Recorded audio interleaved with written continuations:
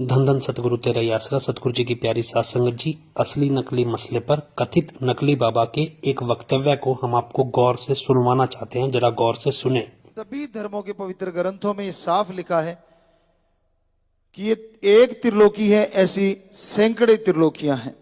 तो साइंस को ये चैलेंज है कि आप अभी तक एक नहीं ढूंढ पाए, और हमारे संत पीर फकीरों ने, गुरु महापुरुषों ने ये लिख दिया है, सैकड़ों जगह जिंदगी है और 3 तरह के शरीर सैकड़ों जगह पाए जाते हैं।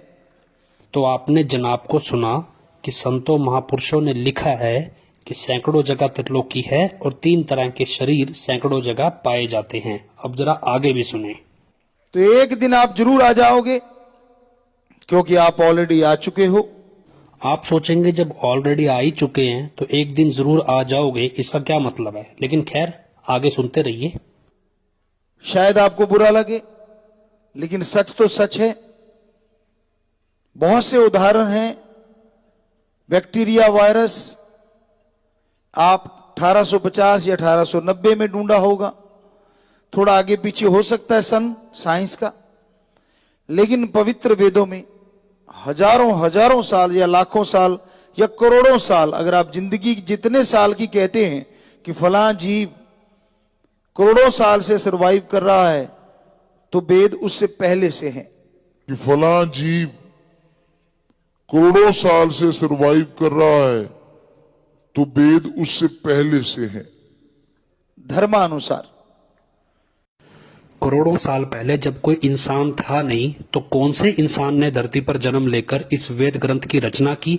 और अगर की तो क्या कीड़े मकोड़ों के लिए की, जब इंसान तो कोई था ही नहीं? और अगर आदमी के अनुसार कह लो, प्रलय के बाद तो कम से कम हजारों साल बाद, तो उसमें यह लिखा हुआ है। सुनने में कितना अजीब है कि करोड़ों साल पहले जब कोई जीव नहीं था तब ये वेद ग्रंथ लिख दिए गए, और अब इसका कहना है कि प्रलय के बाद जब इंसान आया उसके भी हजारों साल बाद ये ग्रंथ संतों ने लिखे। लेकिन थोड़े समय पहले ये क्या कह रहा था, उसे दोबारा सुनिए। संत पीर फकीरों ने, गुरु महापुरुषों ने ये लिख दिया है, सैकड़ों जगह जिंदगी है। इसको सुनकर आपको अजीब लगेगा भी, ये समझाना क्या चाहता है? भी करोड़ों साल पहले जब कोई जीव नहीं था तब वेद ग्रंथ किसी ने लिख दिए थे। फिर ये समझा रहा है कि प्रलय के हजारों साल बाद भी ग्रंथ लिखे गए। उसके बाद ये समझाना चाहता है कि सैकड़ों जगह जिंदगी है और साइंस इसे मानती नहीं है, लेकिन फिर ये कहता है साइंस इसे मानती है।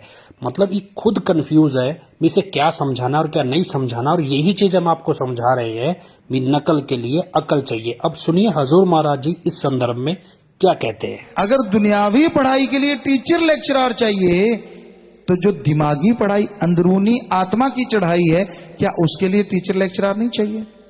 कोई भी ऐसा पवित्र ग्रंथ हमने नहीं सुना सीधा आसमान से टपका हो।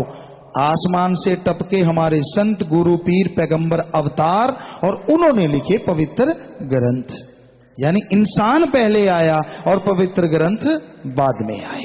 चाहे किसी को लेके देख लीजिए आप, सच्ची बात कड़वी लगती है, फिर पूंछ उठा लेता आदमी, है ऐसे क्यों बोला, क्या झूठ बोला, बताइए कहां लिखा है। हजूर महाराज जी ये समझाना चाहते हैं कि ईश्वर ने संत महापुरुष बनकर इंसान के रूप में धरती पर अवतार लिया और उन्होंने धर्म ग्रंथ लिखे। जबकि आज बहुत सारे धर्म के ठेकेदार ये साबित करते हैं कि ग्रंथ सर्वश्रेष्ठ हैं और अब ईश्वर इंसान के रूप में कभी भी अवतार धारण नहीं कर सकते। इसी तर्ज पर धर्म के ठेकेदार ग्रंथों के दम पर धर्म का व्यापार चलाते हैं, और शायद ये नकली वाला बाबा इसीलिए लाया गया है ताकि वो धर्म के इस व्यापार को सही साबित कर सके।